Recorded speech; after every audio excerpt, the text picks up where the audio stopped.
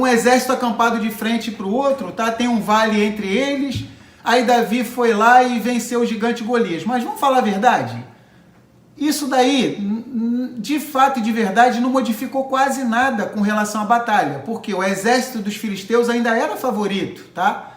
Só que depois da atitude de Davi, uma fé inflamante, uma fé pegando fogo, vamos dizer assim, uma bitarrão, uma inteira certeza de fé, se apoderou do coração de todos os israelitas.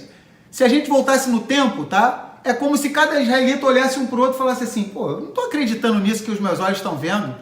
É como, vou falar com as minhas palavras, tá? Se eu tivesse lá e fosse um dos soldados do rei Shaul, eu falaria o seguinte, caramba, como é que a gente deu mole? A gente aqui treinado na arte da guerra, veio um adolescente aqui, um rapaz ruivo, com cabelo avermelhado, de gentil aspecto, ele veio aqui, um pastor de ovelhas, veio trazer os mantimentos para os irmãos dele, ele veio aqui e venceu o gigante Golias. Ah, se um garotinho de 17 anos fez isso, eu também posso matar um gigante. E aí a gente pode imaginar, igual aqueles filmes épicos, né, que a gente vê no 300, né, que eles vão tudo para cima do adversário, e ali o exército de Israel com certeza tinha os seus gritos de guerra e tudo mais, deveria clamar o nome Yahuá, Yahuá, e todo mundo indo em nome de Yahuá, e foram para cima dos filisteus, e os filisteus, o que eles fizeram? Eles recuaram e Israel venceu. Então, Tiago 1,12. Vamos lá em Tiago, na carta de Yaakov, tá? O líder dos Netzarim, tá? Do primeiro século, o irmão do Mashiach, Yahushua, tá? Tiago 1,12. Diz assim, a melhor tradução, bem-aventurado, feliz é o homem que se levanta perante a provação, porque quando for provado, receberá a coroa da vida, a qual Yahuwá tem prometido aos que o amam. Ou seja, as traduções que dizem assim, bem-aventurado o homem que suporta, que sofre a provação, elas não expressam, tá? Ou seja, a melhor tradução é bem-aventurado o homem que se levanta em meio à provação. Ou seja, tá passando por uma provação, você não fica lá suportando, eu sou um coitadinho, tô só tomando pancada, tô só com o meu escudo tomando pancada. Mas não, você defende com o escudo, mas usa a espada também, tá? Ou seja, você se levanta. Então, Tiago 1,12 diz que feliz é o homem que se levanta em meio à sua provação, ou seja, não fica caído, prostrado, só se defendendo, tá? Lembrar que se alguém ficar só se defendendo, uma hora vai tomar um golpe, tá? Ou seja, então precisa se defender, mas também precisa atacar, contra-atacar, tá? Vamos prosseguir, tá? Em Devarim, Deuteronômio 1,28, tá? Lembrar que a nossa maior dificuldade é justamente o quê? É a gente resumir, tá? A gente tem que correr, tá? Por causa da hora.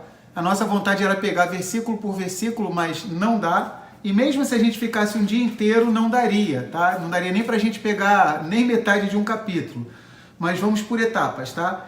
Em Devarim, Deuteronômio 1,28, diz assim, para onde subiremos? Nossos irmãos fizeram com que se derretesse o nosso coração, dizendo, maior e mais alto é este povo do que nós. As cidades são grandes e fortificadas até os céus. E também vimos ali filhos dos gigantes, tá? Ou seja, os Bnei Anakim, né? Então Moshe está lembrando algumas coisas que aconteceu com o povo, tá? Então o nosso povo ficou com medo dos gigantes, tá? Lembrar que de 12 espias, somente 2 foram fiéis, somente Caleb, tá? E Yahushua, ou seja, Caleb e Josué foram fiéis, tá? Os outros espias 10 espias deram um mau relato, tá? Então já é uma reflexão para cada um de nós. As promessas que o Criador tem para a vida de cada um de nós, vamos chamar de nossa terra prometida, seja no nosso ministério, seja com relação à nossa família, trabalho, estudo, saúde, seja o que for, aquilo que a gente está clamando ao Criador para nos fazer entrar naquela nova dimensão, naquela terra prometida, com certeza terão gigantes ali, tá? Com certeza terão gigantes. Mas se tem um homem que nos ensina, além de Josué e Caleb, tá? Tem um homem, tá? De pequena estatura, tá? Ele era um adolescente, tá? De 17 anos, que nos ensina a não ter medo de gigantes. Quem é esse homem? Meler David, ou seja, o rei Davi. Então vamos lá para 1 Samuel, vamos para 1 Samuel, Shmuel Aleph, tá? Capítulo 17, olha que coisa interessante, 1 Samuel 17, olha que coisa interessante. tá? O povo de Israel inteiro lá, o exército do rei Shaul, né? O exército do rei Saul, lá tudo com medo, né? do gigante Golias e tal. E foi preciso chegar um adolescente, tá? Um jovenzinho com 17 anos de idade, tá? Foi preciso chegar lá e exercer o zelo de Yahuwá, ou seja, defender a grandeza do nome de Yahuwá. Então, 1 Samuel 17, do 45 ao 47, diz assim, tá? Depois leiam todo esse capítulo, tá? Mas aqui não dá tempo. David, porém, disse ao filisteu: Tu vens a mim com espada e com lança e com escudo. Eu, porém, vou a ti em nome de Yahuwá Tsevaot, Yahuwá dos exércitos, o Elohim dos exércitos de Israel, a quem tu tens afrontado. Hoje mesmo Yahuwá te entregará na minha mão, e ferir-te-ei e te tirarei a cabeça. E os corpos do arraial dos filisteus darei hoje mesmo às aves dos céus e às bestas da terra. E toda a terra saberá que existe um Elohim em Israel. E saberá toda esta congregação que Yahuwá salva, não com espada, nem com lança, porque de Yahuwá é a guerra, e ele vos entregará na nossa mão. Então olha que emuná, que bitarrom, que inteira certeza de fé Davi teve com apenas 17 anos de idade, ou seja, não é à toa que a Escritura diz que ele é um homem segundo o coração de Elohim, ou seja, o rei Saul estava com todo aquele exército ali, seu general, seus soldados, tudo. Davi era tão despreparado para a guerra que o rei Saul, a gente lê lá em 1 Samuel, teve a ideia de emprestar sua roupa, né, real, a sua armadura para Davi. Davi ficou todo pesado, não conseguia nem se mexer. Talvez ali nós tivemos acesso à primeira versão do Robocop, tá? Ou do Homem de Ferro, talvez até quem criou a história do Robocop ou do Homem de Ferro, tá? Tô falando só para descontrair. Tenha se inspirado nessa passagem. Então Davi ficou todo sem jeito com aquela roupa, ficou pesada para ele. Ou seja, e ele pegou aquelas 5 pedrinhas lá no ribeiro de Querite, tá? E utilizou apenas uma, como nós vimos no início dessa paraxá. Ou seja, então Davi entendeu que Yahuwá, ele usa como estratégia de guerra tão somente o seu nome, tá? Como Moisés diz depois de atravessar o Mar Vermelho, depois dos egípcios naufragarem, tá? Yahuwá Ish Milhamá, Yahuwá Shemô, traduzido, Yahuwá é homem de guerra, Yahuwá é o seu nome, ou seja, Yahuwá, ele usa como sua principal arma tão somente o quê? O seu nome. E Davi expressa esse conhecimento quando ele fala: eu vou contra ti em nome de Yahuwá Tsevaot, ou seja, em nome de Yahuwá dos exércitos, tá? Agora, claro que Davi fez o trabalho de casa dele, só para a gente ter ideia, tá? Foi um milagre Davi vencer o gigante Golias? Foi, mas Davi agiu de forma interativa com o milagre. Muitos anos atrás, tá? Muitos anos atrás, um teólogo ficou curioso, tá? Eu não sei se hoje em dia corresponde a essa realidade, mas um teólogo ficou curioso e falou assim: eu vou lá em Beit-Lehem, eu vou lá em Belém, tá? Eu quero ver como vivem, isso foi algumas décadas atrás, como vivem as crianças do vilarejo de Belém, onde Davi foi criado, nasceu e foi criado, tá? Então vamos lá. Aí o que acontece? Foi lá e tomou um susto. Crianças pequenininhas, tá? Crianças pequenininhas, tinha uma pontaria tão grande que pegavam uma funda, tá? E faziam um X numa árvore, tá? Num lugar bem distante, muitos metros de distância. E a criança falava para esse teólogo: você quer que eu acerte naquele X ali? Então acerta. O camarada achava que não ia acertar. A criancinha aí, tá? Que ficava cuidando de ovelhas, tá? Como se o tempo não houvesse passado. Ou seja, algumas décadas atrás, tá? Ao estilo de Davi, no passado, então aquela criancinha pegava a funda e... né? Seria o nunchaku da... Atualmente a gente tem o nunchaku, né? Que ficou muito popular pelo Bruce Lee, né? Rodava para lá e para cá. Então aquela criancinha pegou o quê?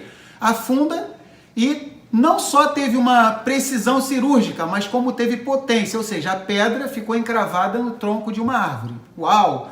Então, com isso, esse teólogo descobriu o seguinte, ou seja, não é porque Davi confiava em Yahuwá que ele deixou de fazer o seu trabalho de casa, tá? Ou seja, Davi nas horas vagas, ele não ficava só compondo salmos, tá? Não ficava só deitado na grama, mas ele treinava a sua pontaria. Ele deixou bem claro para o rei Saul que ele já tinha enfrentado uma vez o quê? Um leão. e um urso teve experiências anteriores, ou seja, o que a Escritura está querendo dizer? Para que algum dia a gente venha ter a batalha da nossa vida, tá? Para que a gente venha vencer o nosso Golias, antes a gente vai ter que ter um preparo, a gente vai ter que desenvolver a nossa pontaria, tá? A gente vai ter que vencer um leão, vai ter que vencer um urso e depois vai vencer Golias. E esse teólogo ficou até espantado, ele chegou à seguinte conclusão, ele falou assim, caramba, eu cheguei à conclusão de que o favorito nessa batalha, eu achava que era Golias, mas na verdade quem era o favorito?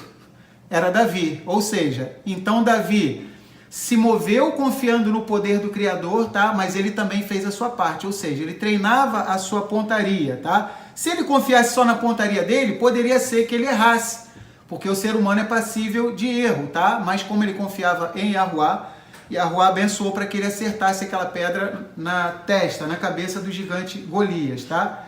Então assim nós temos que fazer nas nossas vidas. Se a gente quer avançar em alguma área, quer entrar na nossa terra prometida, tá? Ganhar nossa família, melhorar em qualquer aspecto da nossa vida, a gente vai ter que enfrentar os gigantes, tá? Lembrar... Mas antes o leão e o urso.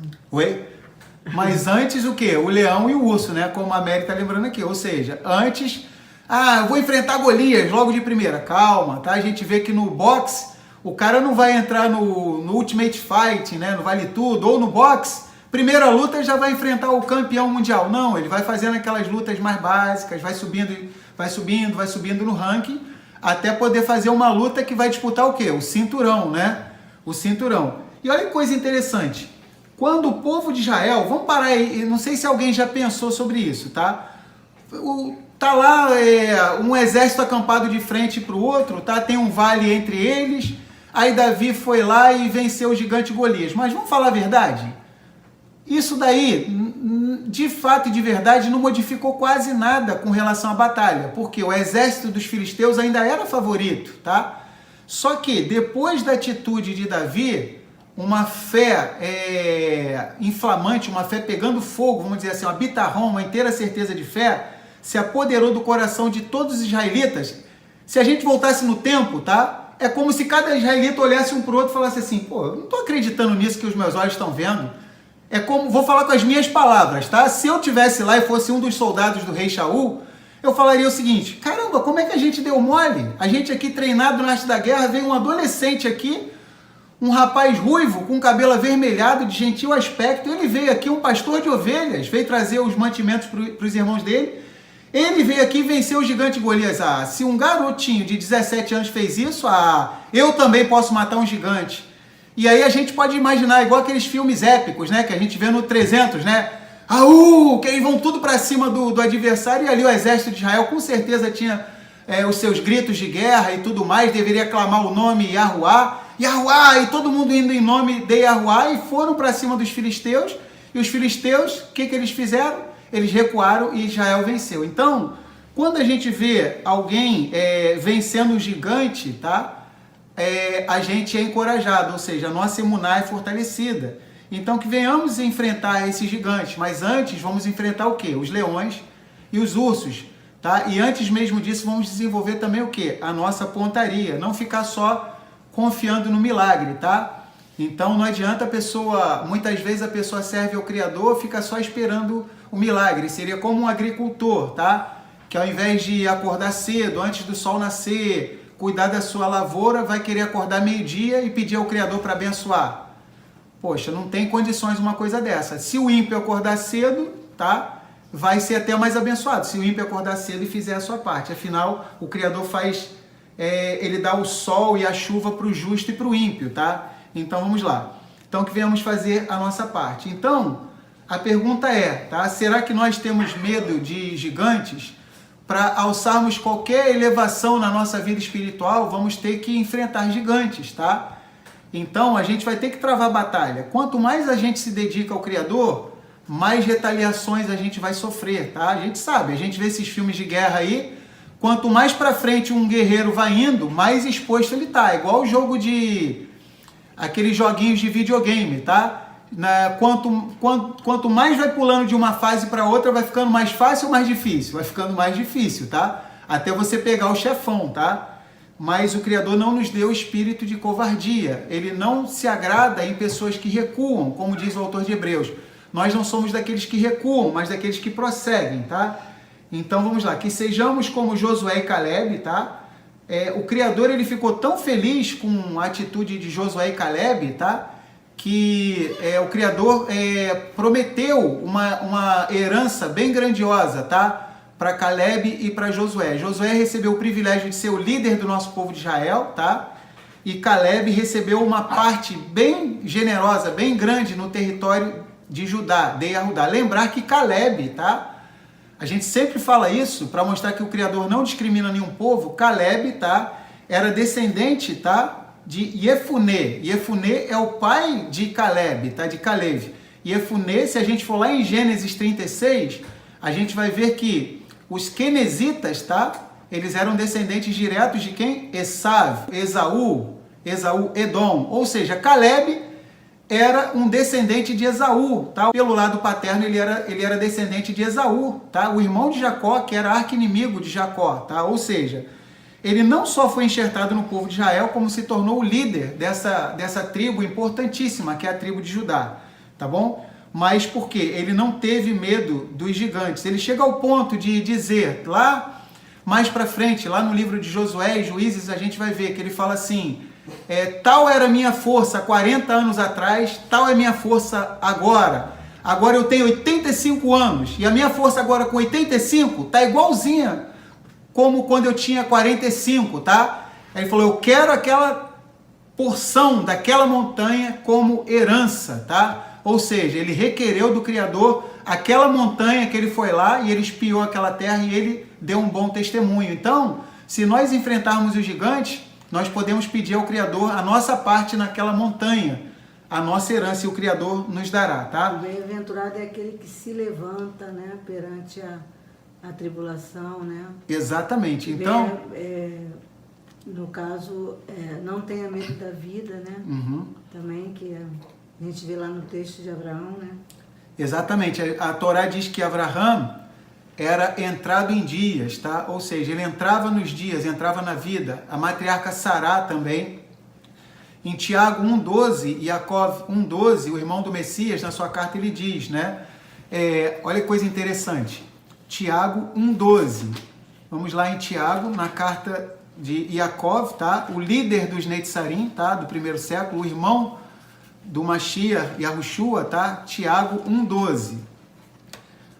Diz assim, a melhor tradução, bem-aventurado, feliz é o homem que se levanta perante a provação, porque quando for provado receberá a coroa da vida, a qual o Yahuwá tem prometido aos que o amam. Ou seja, as traduções que dizem assim, bem-aventurado o homem que suporta, que sofre a provação, elas não expressam, tá? Ou seja, a melhor tradução é bem-aventurado o homem que se levanta em meio à provação. Ou seja, tá passando por uma provação, você não fica lá suportando, eu sou um coitadinho, tô só tomando pancada, tô só com o meu escudo tomando pancada. Mas não, você defende com o escudo, mas usa a espada também, tá? Ou seja, você se levanta. Então, Tiago 1,12 diz que feliz é o homem que se levanta em meio à sua provação. Ou seja, não fica caído, prostrado, só se defendendo, tá? Lembrar que se alguém ficar só se defendendo, uma hora vai tomar um golpe, tá? Ou seja, então precisa se defender, mas também precisa atacar, contra-atacar, tá? Então vamos lá.